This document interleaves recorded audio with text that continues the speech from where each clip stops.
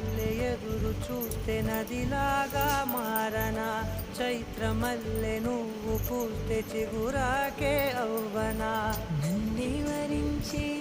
యువరాజును అంట నీ యువరా